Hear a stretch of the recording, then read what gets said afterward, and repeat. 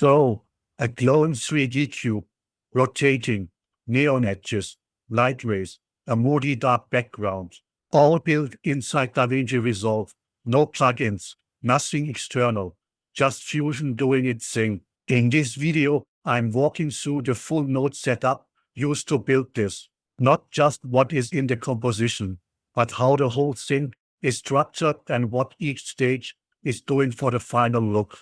Let's get into it. This is the full node tree. At first glance, it looks busy, but the logic is actually pretty clean. There are basically 4 layers to the whole setup. At the top is the cube itself, the face graphic, the material, and the geometry. In the middle is the 3D scene, the transform, the camera, and the lighting rig.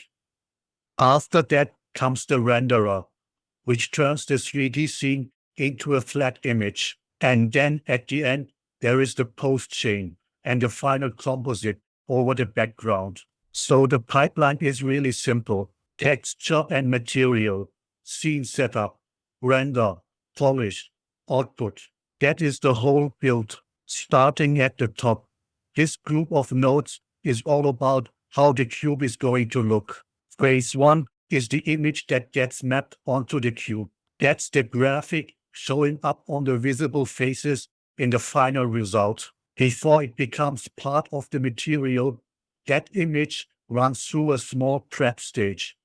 Color corrector 1 and invert color 1. That does not mean the composition is doing something overly complicated here. It just means the original face graphic is being shaped a bit before it gets used in the shader setup. Then everything feeds into torrents 1, which is the material for the cube. This is the part that gives the object its surface behavior. It helps the cube react to light in a way that feels more dimensional and more polished. That edge response is a big reason the cube doesn't just look like a flat texture wrapped onto a box.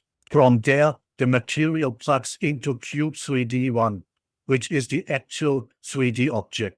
So this whole section is basically take the face graphic, process it a little, turn it into a material, and apply that material to the cube. Right below the cube is Transform 3D 1. This is where the cube gets positioned and rotated in 3D space. That 3/4 angle in the final render, where multiple faces are visible at once, comes from here.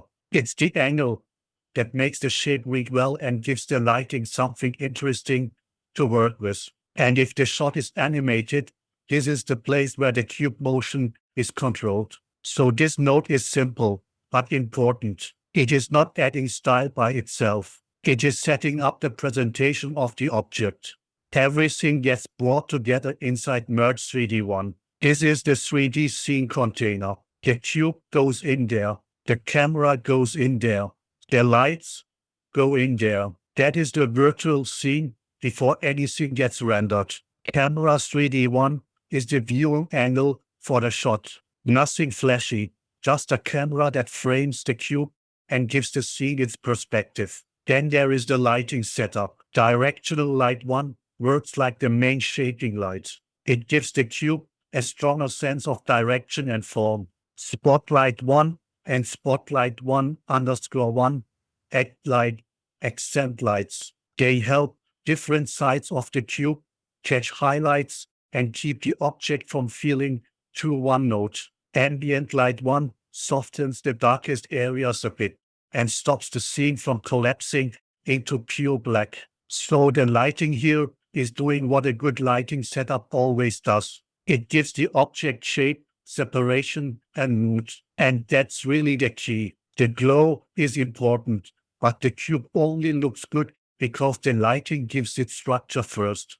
Once the scene is assembled, Renderer 3D 1 takes over. This is the point where the setup switches from 3D to 2D. Everything before this node lives in 3D space. Everything after this node is image treatment. That is a really useful way to read Fusion trees in general. Before the renderer, it is scene building. After the renderer, it is finishing. And in this composition, the renderer is the handoff point between those two stages. Now this part matters because the node tree includes a few pos tools, but not all of them are active in the shown version of the composition. Vector motion blur 1 is there, depth blur 1 is there, but both of those nodes are disabled.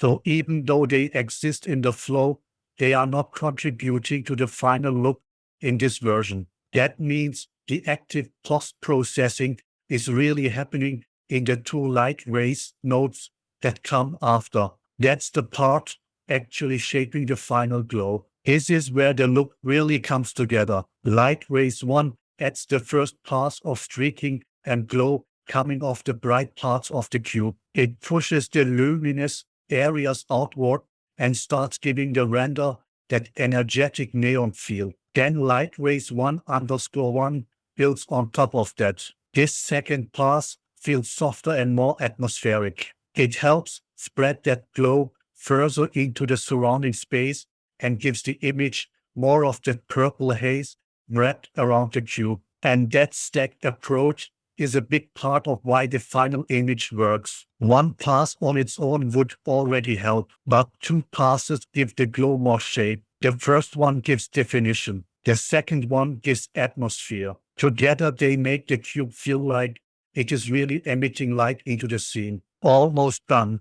The bottom of the tree is the final composite. Background 1_5 gives the shot that dark backdrop. It keeps the scene moody and gives the glowing cube something to stand out against. That dark background is doing a lot of work. Without it, the glow would not feel nearly as strong. Then merge 4 composites, the rendered cube over the background. And media out 1 is the final output back to the edit page. That's the last step. So there it is, the full thing. The face graphic comes in at the top, gets processed, and feeds into a material. That material wraps around the 3D cube. The cube gets rotated into place with a transform 3D node. Then the cube, camera, and lights all come together inside a 3D scene. That scene gets rendered into a 2D image. After that, the final look is pushed mainly by the two light rays passes, which add the streaks, the glow, and the atmospheric softness around the cube. Then the result gets merged over a dark background and sent out. That is the whole pipeline. What makes this composition work is not one magic node. It is the way the stages support each other. The face graphic gives the cube identity. The material gives it surface. The lighting gives it shape. The light rays give it mood. And the dark background makes all of that pop. If building this from scratch, the cleanest way to approach it is layer by layer. Start with the face graphic and material.